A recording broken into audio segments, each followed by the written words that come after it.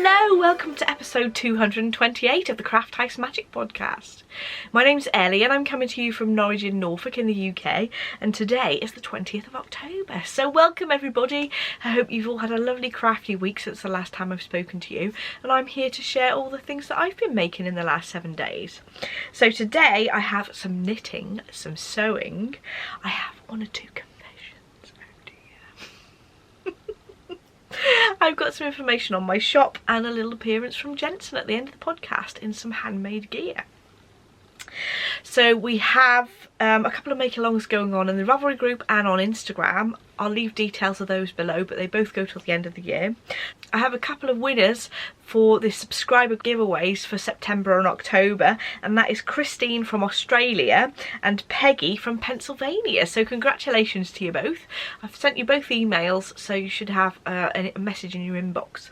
I also wanted to say thank you so much for helping me get up to 20,000 subscribers. I cannot believe it. I cannot believe that many people have clicked that little subscriber button. And I'm so privileged for you guys to follow me along on my crafty journey. So what I'm going to do is I'm going to draw a few more prizes to say thank you to you. All you have to do is make sure you're subscribed to the channel and also pop over to my website, and there is a box at the very bottom of the page where you can pop your email in to subscribe to my newsletter.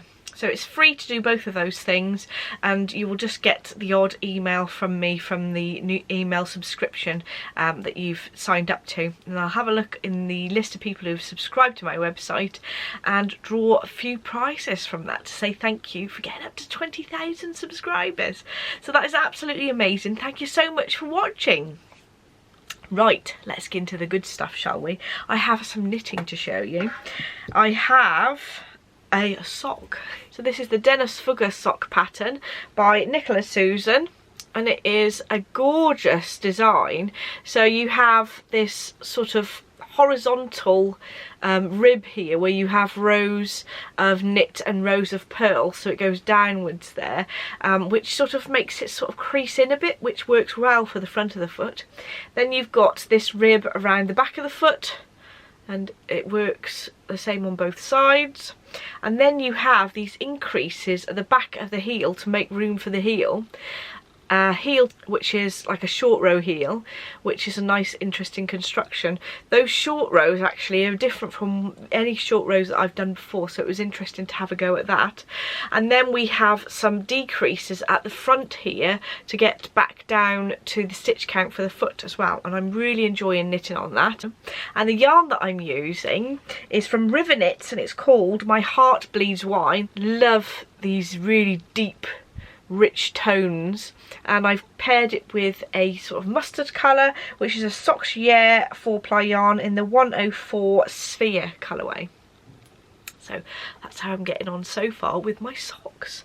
Bit pathetic really, considering how fast I used to knit before we had Jensen. So that is the first thing that I've got to show you. The second thing is my Stephen West. So this is my Stephen West so far. It's a bit pathetic really, considering how I normally just about keep up with the clothes, but I've just not got enough knitting time right at the moment. Although I have just posted all the advent for this year, so I'm really pleased about that, so I should have a little bit more knitting time now. Actually I do have one or two extra of the advent calendars, and I will leave that till the end of the podcast, so if you were interested in getting yourself one of the very last ones that I dyed extra from the first batch, stay tuned for the shop update section. So this is just the most gorgeous, interesting pattern. These actually, I've sort of tied them up as per instructions, but when you're actually knitting them, they're little tubes like this, so you're casting on and casting off tubes, and then you're just pulling the next row up through to finish off the design. So that's what it should look like when it gets a bit bigger. When I'm knitting it, I have to sort of undo the first few rows closest to the needle, but I love how this is coming out, and maybe eventually I will actually catch up with the clues. I do really enjoy having knitted the first clue before you go on to the next clue as they sort of come out, but just don't have enough knitting time at the moment, but I'm still really enjoying knitting it. I've already set in my mind that I'm never going to keep up with these clues, so I'm just going to relax and enjoy the knit. This is what the back of it looks like, but of course the front looks the best. Very excited about getting the other clues done. I know that Anne, who's Toby Knits, has also knitting this shawl, and she was saying that clue 2 she didn't think sort of really went with this clue, and I think I agree really, but I do think Stephen, sometimes you think, Stephen, I don't know what you're doing there, but actually at the end it sort of comes together a bit better, so I'm looking forward to seeing the finished thing. But I do love how my colours are working together. I think that's the main thing about doing a mystery knit along. If you absolutely love your colours, I'm sure you're going to love it in the end, especially when it's so interesting doing all these different sort of techniques from what I've done before. So that is my knitting to show you, but I did do a sewing class last week, so I thought I'd show you with how I've got on. So I managed to finish the front panel of this, and this is a wall hanging, and I just started to sort of layer it up, but I didn't actually pin it together yet. But it is a pieced wall hanging, and there's applique hairs on the front. Now I have been a bit daring really in that I haven't used mega contrasting colours, but when I'm going to do stitching on the top I'm going to use sort of paler colours on the hair and then slightly darker threads on the background to make it pop a bit more. I know that the lady who was running the course was saying, oh, it's you could do with a lighter rabbit, but actually I quite prefer a little bit less contrast in a lot of things so that it's not so sort of in your face. And then when I've got it hung up on the wall at home, it's sort of the colours that coordinate with the house rather than it being a very sort of in your face design, if that makes sense. So I thought that this would be nice for a sort of winter wall hanging for our house, and it also goes with my colours because I always have sort of blues and turquoises. I've just got my wadding on the back here, and then I placed the backing fabric ready, and that is the same fabric as I did for the hairs on the front, but I'm going to pin that together and then start quilting. I think I'm going to use free motion quilting, but I might do some hand stitching on it as well. But they're all fabrics from my stash. I do have a love of blue and green fabric, so I could just pick things that sort of went together relatively well quite easily. So the pattern is by Pam McLaughlin, and she is a member of my local quilt group. As yet she hasn't got her patterns available on Etsy yet, but she will be having those up on Etsy in the next few months or so. When she does, I will show some of her projects on the podcast and you can see whether you fancy some of her patterns. So that is sort of ready to quilt there. I'm glad I finished the front panel at the class because I don't get loads of sewing time at the moment, and I feel as if I've sort of done one step of the process. Always makes you feel good when you've done at least one part of a project. So the next section is confessions. I am so naughty. I really didn't need any more fabric, but of course jersey fabric does not count, does it, at all? I had my eye on this for ages, and I just thought that this would be fantastic for a pair of pyjamas. It has got a petrol blue background with a sort of tiger or leopard print, I should say, with neon colours, and I just thought that would be lovely and bright to have as a sleepwear item. What I'd do is do a Frankie t-shirt with the raglan sleeve, but do the sleeve in black and have this as the main pattern for the front, and then do some bottoms, like jogging bottoms, and have the cuffs and the contrast pockets all in this fabric as well. So that will be a pair of pyjamas. So these two fabrics are both from Fabrics Galore, and they are both a cotton jersey, and obviously jersey does not count in your stash. So this is the main fabric that I had my eye on for ages. It is absolutely stunning. So this is going to be a t-shirt. So I was looking at it and I was thinking, oh, that is absolutely gorgeous. Do I want to make a dress out of it? And I was thinking, oh, I don't know if it'd be a bit much, not sure. So I've just bought enough for a long sleeve t-shirt at the moment. It is quite expensive, this one. It's £9 for half a metre, so £18 a metre for a jersey is quite expensive. But I just thought, I'm going to treat myself. Oh dear. I'm thinking the Gable t-shirt from Jennifer Lauren Handmade, and I think that would really, really look lovely in that sort of pattern because it's quite a high necked t-shirt.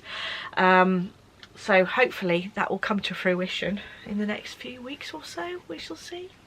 I don't know.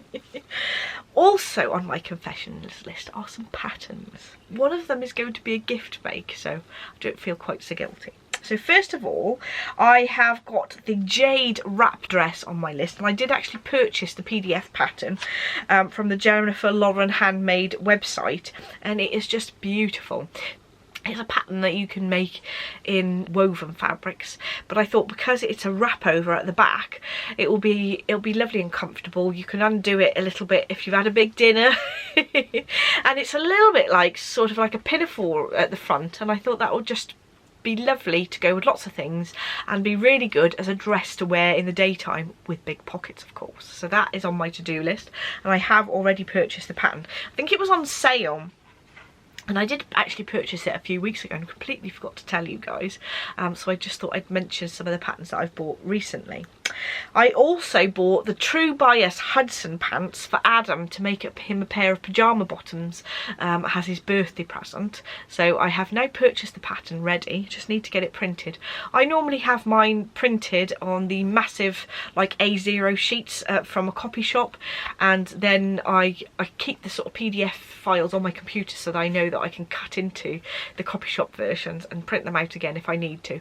It's very sort of expensive really, and a bit naughty that I don't trace them out, but I just think I haven't got enough time to be tracing out loads of patterns all the time, and quite often I'll only make one sort of size of a dress anyway, but I don't tend to make patterns from loads of different sizes anyway, so that's okay.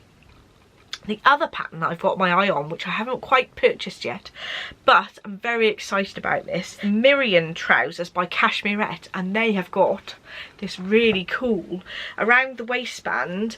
They have got like a secret bit of elastic that's sort of inside the pocket that makes them stretchy but makes them look flat against your body, which I just thought was really exciting. So I'm hoping to make those in the future, in the next year or so. Those will probably be on my Make 9 dressmaking for next year. I didn't make any dressmaking goals for this year because I knew that I'd be busy with a little baby, but hopefully next year I'll get a bit more sewing time. So I've got those patterns on my list to do. So the next section is shop update. So I have the November yarn clubs will be on sale tomorrow, the 21st of October, until the 6th of November. And those will be shipped on the 18th of November. And again, like I said last week, I'm going to do a winter themed project bag and sock set, which I haven't revealed the name of just yet. And those will be released in sort of December time. So there will be a few advent calendars in the shop this week. That's at 7 PM GMT on Friday the 21st of October. That's tomorrow. There are only going to be a few left because they're just a few additional ones that I dyed up to the pre-orders, just to make sure that I've got plenty of yarn to do those. But there are a few extras that I've got left over. So those will be in the shop tomorrow and they will be ready to ship. They will ship first thing on Monday if you want to order yourself one. If you are in the US or in Australia or places that are quite far from the UK, chances are that it should arrive in time because there's 5 weeks, but I normally allow 6 weeks just to make sure that it will definitely get there within the 6 weeks time frame, because sometimes with the Christmas busy period it can take a little bit longer. Normally sort of to the US or Australia it only normally takes a couple of weeks, but just to make sure that it absolutely will get there I normally allow 6 weeks. So 5 weeks should be enough, but not my normal 6 week just to be safe sort of level. So those will be in the shop. I ship all the way across the world if you want to grab yourself one. They will be shipped on the Monday after you order them, so they are ready to go. So with the advents, I normally give the choice between 10 and 20 gram advents for 12 or 24 days, and then you've got a choice of different bases. So normally I do merino, stellina, BFL or merino DK, or the others being fingering weight yarn. But obviously the choices are more limited because there are only a few left. But there are more details in the listing itself. They will go on sale tomorrow, the 21st of October at 7 PM GMT. So watch out for those. So now it's over to you, Jensen. So today, Jensen's wearing his flax light jumper. And it fits him better now. So he did start wearing it a little while ago. But it's a really nice fit. So he is now 11 months old. And the size that Liz knitted for him was a year. So that fits really nicely. So I suppose that's more or less the right sizing, and I think he's got quite a bit more wear in it yet. And he's playing with his new truck here, which he absolutely loves. So Jensen, were you going to give us a little bit of a twirl if you've got time? Is that okay? He's got a onesie underneath just to make it nice and cosy. But there we go. I'll put the information of the yarn that I used in the description bar down below. I think it's Alice yarn. Oh, it was the Rainbow Drops colourway, I think, in Alice yarns, and that's a 4-ply fingering weight jumper, and it's definitely one I'd recommend to knit for babies. So, oh right, Jensen. He loves this little truck. Very pleased we purchased it. Are you going to talk to us, Jensen? Jensen, are you too busy? Oh, right.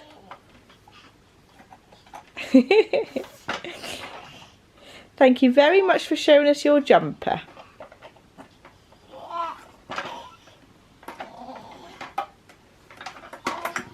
So thank you so much for watching. Don't forget to like and subscribe if you'd like to see more, and I shall see you in the next episode.